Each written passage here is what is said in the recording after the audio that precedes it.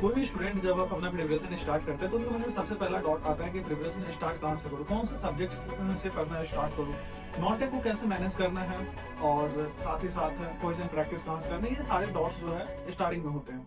Hello दोस्तों, मैं हूं जयराम शर्मा और मैंने सिक्योर किया ऑल इंडिया रैंक 16 इन डीडीए जेई 2023 और एसएससी जेई 2022 को मैंने फर्स्ट अटेम्प्ट में क्रैक किया था। अभी डीडीए यानी दिल्ली डेवलपमेंट अथॉरिटी ने जो है जेई पोस्ट के लिए अप्रॉक्स 104 वैकेंसी सिविल में निकाली है और 67 वैकेंसी जो है इलेक्ट्रिकल मैकेनिकल में निकाली है। अगर आप तैयारी कर रहे हो तो ऑब्वियसली आपके मन में होगा कि मैं इस एग्जाम को फर्स्ट अटेम्प्ट में क्रैक करूं, और जो पहले से तैयारी कर रहे हैं उनके मन में होगा कि हाँ एटलीस्ट इस बार तो सिलेक्शन हो ही जाए। तो मैं आपसे एक क्वेश्चन पूछता हूँ कि तैयारी तो बहुत सारे बच्चे कर रहे हैं, बहुत सारे लाखों स्टूडेंट्स हैं जो जे एग्जाम्स के लिए तैयारी कर रहे हैं। आपको ऐसा क्यों लगता है कि आपका सिलेक्शन होगा? इस क्यों का जो जवाब है ना, ये क्यों का जो जवाब है आपको सिलेक्शन तक लेकर के जाएगा, और इस क्यों का जो जवाब है आपको कमेंट सेक्शन में भी ड्रॉप करना है कि क्यों आपको क्यों लगता है कि आप सेलेक्ट हो जाओगे। अभी मैं वो सभी स्ट्रेटेजी के बारे में बात करने वाला हूं जिसे मैंने फॉलो किया था और जो मुझे हेल्प किया AR 16 तक स्कोर करने में। जो है जो स्ट्रेटेजी मुझे हेल्प किया उसके बारे में मैं डिटेल में भी डिस्कशन करने वाला हूँ। शुरुआत कहाँ से करनी होती है? सबसे पहले हम एक ओवरव्यू में आपको देता हूँ कि क्या क्या चीजें हम इसमें डिटेल में डिस्कशन करने वाले। देखो, जब भी आप कोई चीज को शुरुआत करते हो तो हम शुरुआत की बात करें तो हमें सबसे पहले क्या होता है, किसी भी आप एग्जाम के लिए तैयारी करने जा रहे हो तो उसका एक सिलेबस होता है। उन सिलेबस को आप ओवरव्यू करो, उसका एग्जाम पैटर्न क्या होता है, उनके लिए हम क्वेश्चंस प्रैक्टिस कहाँ से कर सकते हैं, कहाँ से हमको टेस्ट सीरीज देने हैं, कैसे टेस्ट सीरीज देने हैं। तो इन चीजों के बारे में हम डिटेल में बात करते हैं। एक बार पहले हम समझ लेते हैं कि किन किन स्टेज से होकर के हमें गुजरना होता है फाइनल सिलेक्शन तक। स्टेजेस की बात करें तो सबसे पहला जो होता है वो होता है हमारा one day one paper exam होता है जो कि 2 घंटे का होता है। अब इस 2 घंटे के लिए हमें सालों मेहनत करने होते हैं। कई बार हम अगर अच्छे से प्रिपेयर कर दे तो 6 महीने 8 महीने की प्रिपरेशन से भी हमारे सिलेक्शन हो जाते हैं। उसके बाद जो है फर्स्ट मेरिट हमारा आता है जो कि डॉक्यूमेंट वेरिफिकेशन के लिए होता है।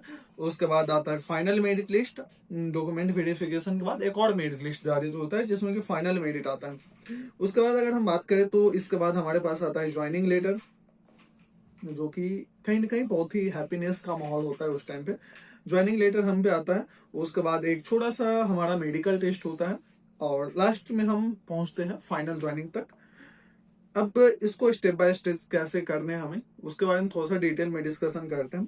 थोड़ा सा हम समझते हैं एग्जाम पैटर्न को लेकर के कि एग्जाम पैटर्न अभी जो है नया अपडेट हुआ है कैसे वो हुआ। पहले जो है एग्जाम पैटर्न कुछ ऐसा था कि पहले जो है टेक्निकल 80 मार्क्स के पूछे जा रहे थे और नॉन टेक वाले जो पोर्शन है वो 40 मार्क्स के पूछे जा रहे थे। न्यू पैटर्न में उन्होंने चेंजेस क्या किया है, टेक्निकल जो है 100 मार्क्स के पूछ रहे हैं और नॉन टेक वाले जो पोर्शन है वो 50 मार्क्स के पूछ रहे हैं। अब सिलेबस क्या क्या होगा हमारा, क्या सिलेबस में भी कुछ चेंजेस हुआ है तो उसको भी हम देख लेते हैं थोड़ा सा डिटेल में। टेक्निकल जो है लगभग लगभग वही सेम जैसा एसएससी के लिए हम पढ़ते आ रहे हैं। तो एसएससी के सिलेबस के जैसा ही सेम सारे सब्जेक्ट्स जो है हम पे अवेलेबल है। नॉन टेक्निकल में क्या है, नॉन टेक्निकल में जो है एसएससी में हम पे होता है रीजनिंग और जनरल अवेयरनेस वाले जो पार्ट होते हैं ये होता है हमारे एसएससी में। इससे पहले जो डीडीए था इसमें ये 4 सब्जेक्ट्स पूछे जा रहे थे, मैथ, इंग्लिश और ये रीजनिंग और अवेयरनेस वाले पार्ट जो है ये 4 सब्जेक्ट्स पूछे जा रहे थे। इसके अलावा इस बार जो है इन्होंने कंप्यूटर को अलग ऐड कर दिया। ये सारे जो है 10-10 मार्क्स के क्वेश्चन यहाँ से पूछे जा रहे हैं टोटल। यानी कि लगभग ये नॉन टेक जो है टोटल 50 मार्क्स से पूछते हैं और जो टेक्निकल है वो 100 मार्क्स, यानी टोटल जो आपसे 150 मार्क्स के क्वेश्चन पूछते थे। हालांकि पहले जो था ये 120 मार्क्स के ही पूछे जाते थे। अब देखो यहाँ पर कुछ बच्चे जो गलती करते हैं कि वो जब प्रिपरेशन करने जाते हैं तो वहां पर जो है ओवर रीडिंग करते हैं, जो लो इल्ड जो टॉपिक्स होते हैं उसको ओवर रीड करते हैं। अब ये क्या है ओवर रीड, ये कैसे एक्चुअली हम लोग गलती करते हैं उसको थोड़ा सा एक बार हम समझते हैं कि बच्चे यहाँ पर बहुत गलती करते हैं।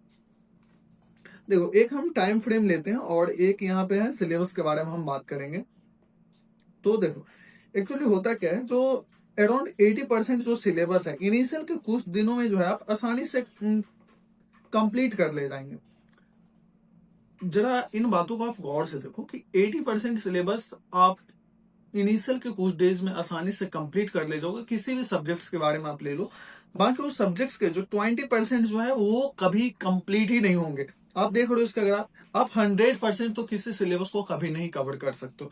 तो हमारा जो मेन जो फोकस होना चाहिए कि इनिशियल के जो 80% है, जहां से मेजोरिटी ऑफ क्वेश्चंस पूछे जाते हैं, उनको हम कवर कर लेंगे, ना कि अदर 20% पे जहां से क्वेश्चंस बहुत ही कम पूछते हैं और हमें कंप्लीट करने में भी बहुत ज्यादा टाइम लग रहा है। ये देख लो आप, यहाँ लगभग हम अगर मंथ्स में इसको देखें तो ये लगभग 5 महीने में हम 80% सिलेबस को कंप्लीट करते और बाकी 5 महीने में हम 20% भी कवर नहीं कर पा रहे। तो हमें जो मेजोरिटी वाले पार्ट है उन पे फोकस करना है, ना कि जो छोटे छोटे जो पार्ट्स होते हैं उन पे हम अपने टाइम वेस्ट करेंगे।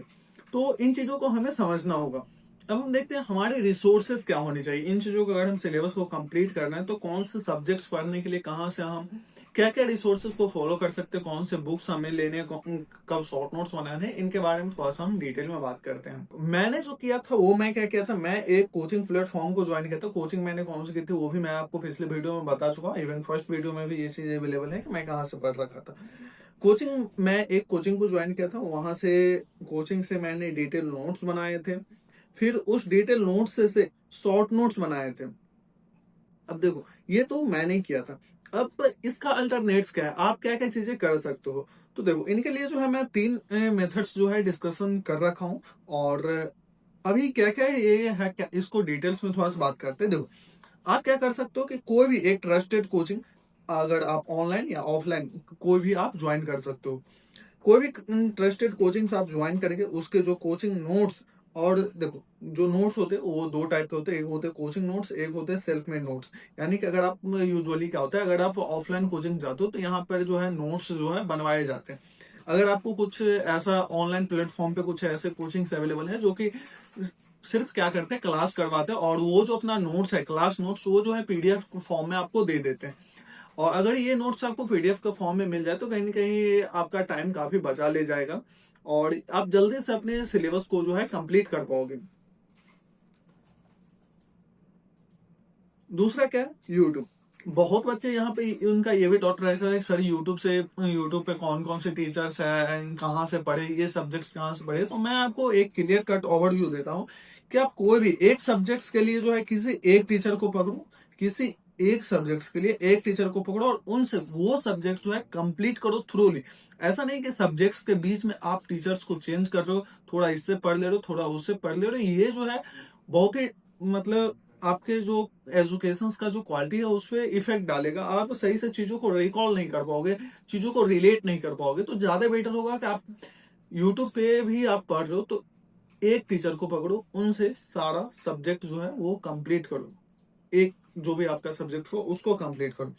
और आपको ध्यान क्या रखना है कि आप जो भी सब्जेक्ट्स कर रहे हो वो ट्राई करो कि ईएससी जो बैच लिख के आता है ईएससी के लिए वो आप कर लो, क्योंकि यूट्यूब पर जो है जेई लेवल पे जो बहुत ही कम पढ़ाए जाते हैं। ईएससी वाले बैच में जो है थोड़े से आपको एक्स्ट्रा ही पढ़ा दिए जाएंगे, मतलब ऐसा नहीं है कि वो जो है मतलब जेई के लिए मैं एक लाइन में बोलूँ तो वो सफिशियंट होता है। और ट्राई करो कि जो यूट्यूब के जो क्लासेस होते हैं उनके नोट्स आपको मिल जाए, ताकि आप उन्हीं नोट्स को एक बार रिवाइज कर लो, आपको नोट्स बनाने में अपना टाइम वेस्ट ना करना पड़े, क्योंकि आप यूट्यूब से पढ़ रहे हो तो कहीं ना कहीं आपका टाइम भी बचना चाहिए। तीसरा क्या है, सेल्फ स्टडी। सेल्फ स्टडी में एक ही ऑप्शन है कि आप जब आप बुक पढ़ते हो तो वहां पे आपको अपने नोट्स बनाने ही पड़ेंगे, दैट इज नो ऑप्शन। या फिर किसी के स्टैंडर्ड जो कोचिंग्स है उनके आप जो ऑलरेडी वहां पे बैचेज हो रखे हैं उनके नोट्स लेकर के आप उनको कर सकते हो। बट ज्यादा बेटर होगा कि मैं प्रेफर करूंगा कि आप अपने खुद के नोट्स बनाओ। अब थोड़े से शॉर्ट नोट्स के बारे में बात कर लेते हैं। शॉर्ट नोट्स जो होता है 2 प्रकार के होते हैं, एक तो होता है सेल्फ मेड शॉर्ट नोट्स और दूसरा होता है हैंडबुक प्लस इंपोर्टेंट पॉइंट्स। अब देखो मैंने जो किया था वो दोनों ही तरीके के यूज किए थे। इनिशियल डेज में जो है मैंने सेल्फ मेड मतलब मैंने खुद से सारे शॉर्ट नोट्स बनाए थे, उसका मैं कुछ एग्जांपल अभी दिखाता हूँ।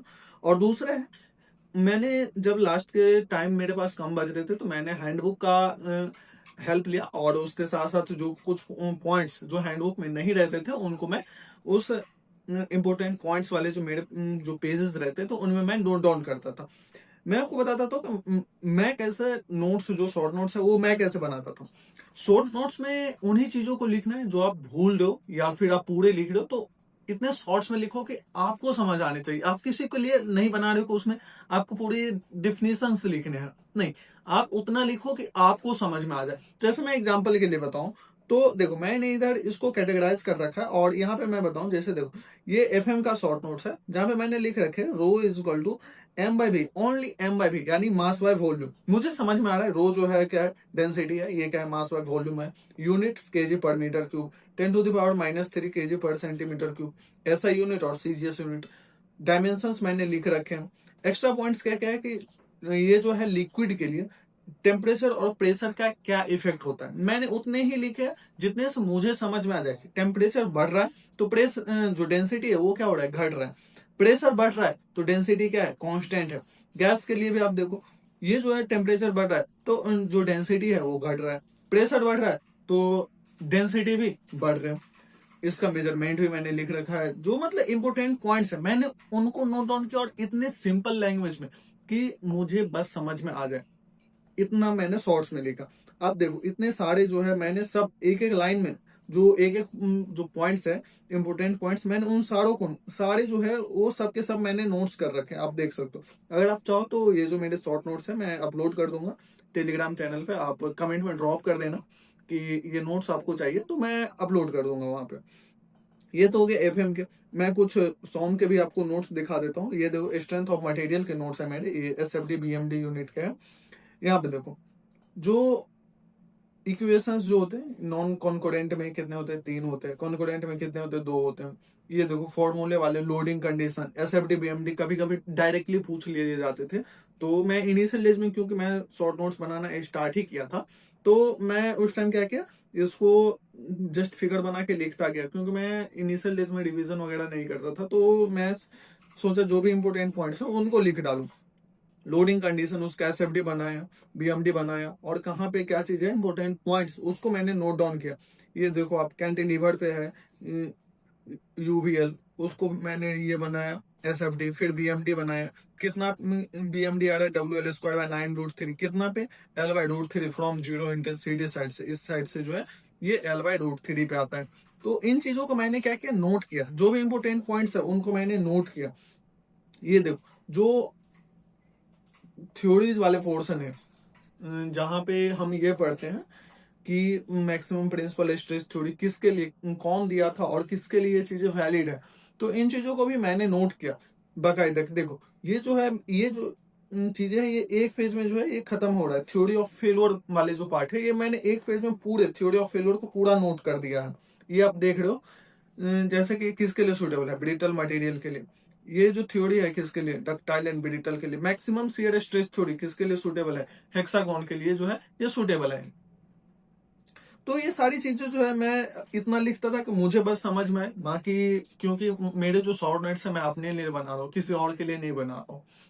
तो आपको इस पर्सपेक्टिव से अपने शॉर्ट नोट्स को बनाने हैं। अब हम बात करते हैं कि क्वेश्चंस प्रैक्टिस के लिए कौन कौन से बुक को फॉलो करना चाहिए। देखो अगर आप किसी एक स्पेसिफिक एग्जाम के लिए तैयारी कर रहे हो, तो वहां पे आप एग्जाम स्पेसिफिक कोई भी बुक अगर अवेलेबल है तो उनको आप फॉलो कर सकते हो। जैसे डीडीए जेई के लिए अगर आप फोकस कर दो, तो डीडीए जेई स्पेसिफिक कोई पीवाईक्यू का बुक है तो वो आप फॉलो कर सकते हो। RRB JE, SSC JE, NSPC JE, अगर आप किस स्पेसिफिक एग्जाम के लिए जा रहे हो तो स्पेसिफिक बुक को आप फॉलो कर सकते हो।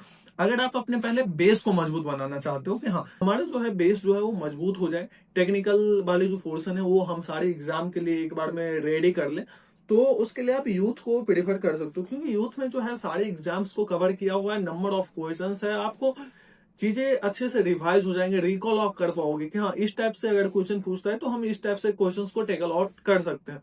तो ये आप अपने बेस को रेडी कर ले जाओगे अगर आप यूथ से क्वेश्चन प्रैक्टिस करते हो तो। अब बात आती है नॉन टेक्निकल के लिए क्या करनी है। आप लोग इंजीनियर्स, मैं उम्मीद करता हूँ कि जो रीजनिंग, मैथ और जो अवेयरनेस वाले जो पोर्शन है वो आप कंप्लीट कर ले जाओगे। मैथ तो आप इजिली कर ले जाओगे। रह गई इंग्लिश और कंप्यूटर, बट फिर भी आप एक बार कमेंट में मुझे बता देना कि आप लोग को ये नॉन टेक्निकल पांचों के लिए एक डिटेल स्ट्रेटेजी चाहिए, या फिर सिर्फ इंग्लिश और कंप्यूटर में, इंग्लिश और कंप्यूटर के लिए हम डिटेल स्ट्रेटेजी बता दें उससे काम चल जाएगा। आप लोग कमेंट में जरूर बता देना मुझे। अब बात है टेस्ट सीरीज की बात। तो टेस्ट सीरीज की सबसे खास बात जो है, ये हमें ये बहुत सारी चीजें जानने में हेल्प करती है, हमें अपनी एक्यूरेसी को इम्प्रूव करने में हेल्प करती है। साथ ही साथ ये हमें टाइम मैनेजमेंट में हेल्प करती है। कि आपको एग्जाम में टाइम मैनेज कैसे करने हैं। कई बार क्या होता है, जो एग्जाम में 150 या 200 क्वेश्चन एसएससी जेई में आते हैं, उनको हम कई बार देख भी नहीं पाते हैं। हमें अपनी गलती, जो मिस्टेक्स होते हैं, मिस्टेक्स को एनालाइज करने में ये हमें हेल्प करती है कि जो हम मिस्टेक्स कर रहे हैं उसको हम कैसे ठीक कर सकते हैं, उसको कैसे, किस पे हमें काम करने चाहिए, कौन से एरिया जो है हमारे वीक है उन पे हमें काम करने हैं। तो ये सारी चीजें जो हमें कहीं ना कहीं टेस्ट सीरीज से ही पता चलती है। अब देखो, जब भी आप कोई भी टेस्ट सीरीज लेते हो कहीं कोई भी प्लेटफॉर्म पे, तो वहां पे टॉपिक वाइज या चैप्टर वाइज टेस्ट होते हैं, फिर सेक्शनल टेस्ट होते हैं, और लास्ट होते हैं मॉक टेस्ट, जो कि सबसे जो जरूरी है मॉक टेस्ट है।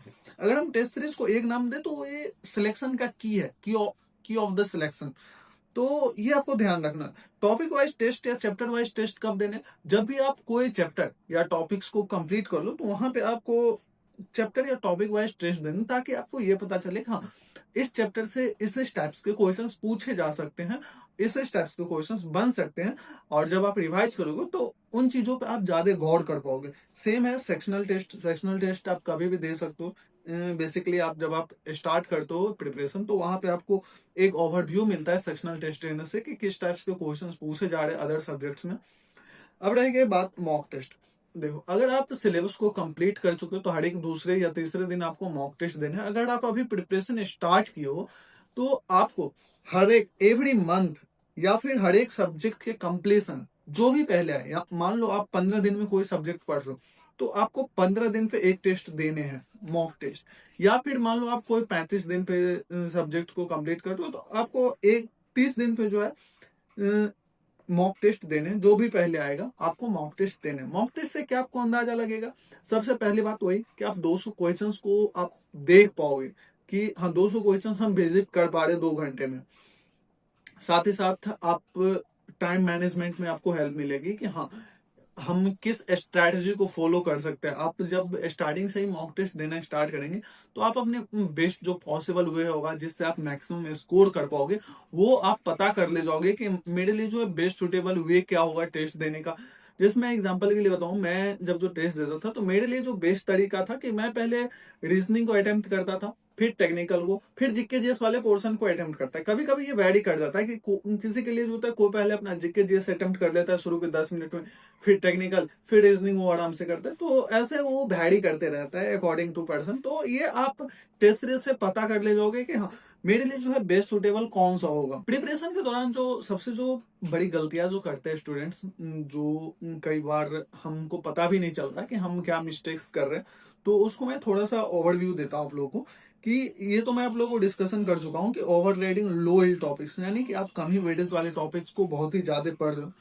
नोट रिवाइजिंग रेगुलरली, आप यानी कि पढ़ लियो लेकिन उसको रिवाइज नहीं कर पा रहे हो, रिवाइज नहीं कर रहे हो, तो आपका पढ़ने का कोई सेंस ही नहीं बना। फिर मतलब आप सिर्फ पढ़ रहे हो, रिवीजन आप नहीं करोगे तो आप चीजों को एग्जाम में रिकॉल नहीं कर पाओगे। एट द टाइम आप प्रेजेंस ऑफ माइंड जो होगा आपका नहीं होगा, आप क्वेश्चंस को अटेम्प्ट नहीं कर पाओगे।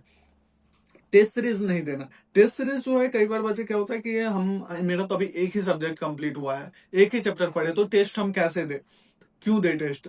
तो ये जो है, ये गलती आपको नहीं करनी। अगर आप प्रिपरेशन स्टार्ट कर रहे हो, अभी आप कॉलेज गोइंग भी हो, तो जब भी आप प्रिपरेशन स्टार्ट करो, तो आप ये इंश्योर करो कि हाँ, स्टार्टिंग से आप टेस्ट के आदी हो जाओगे। हाँ, टेस्ट तो मुझे देने ही देने हैं।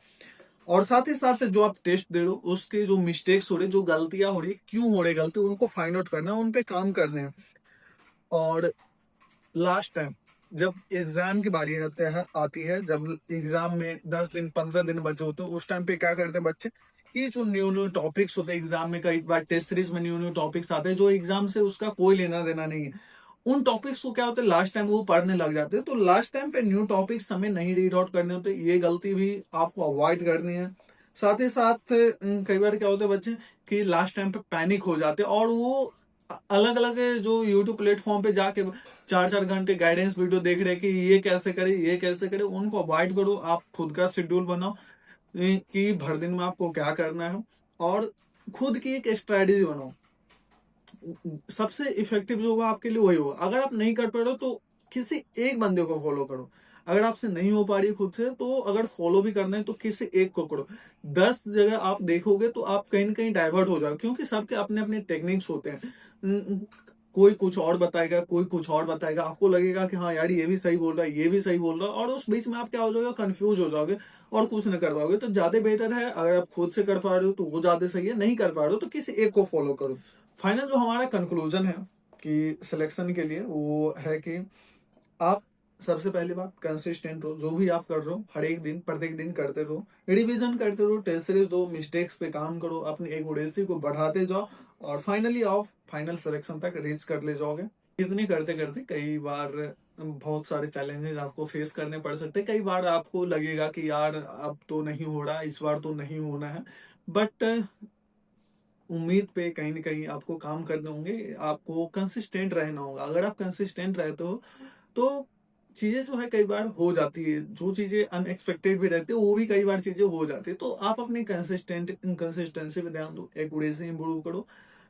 That's the conclusion. इसके अलावा अगर आप लोग चाहते हैं कि जैसे हम एसएससी जेई के लिए हम डेली टास्क फ्रेम करते आ रहे हैं, डेली हम लोग शेड्यूल करके अपने सिलेबस को कंप्लीट करते हुए आ रहे हैं, तो ऐसे अगर आप लोग चाहते हैं कि डीडीए जेई के लिए और बीटीएससी जेई के लिए भी करें, तो आप कमेंट में मुझे ड्रॉप कर देना कि अगर ये ऐसा करना है, तो मैं टेलीग्राम पे उसको अपडेट करता रहूंगा। फिर डीडीजे और बीटीएससी जेई के लिए भी कर लेंगे। अगर आप लोगों के फिर भी कुछ डाउट्स हैं तो आप कमेंट में ड्रॉप करना, और कुछ रिसोर्सेस वगैरह भी चाहिए तो वो भी आप बोल सकते हो, मैं उसको अवेलेबल कर दूंगा। धन्यवाद।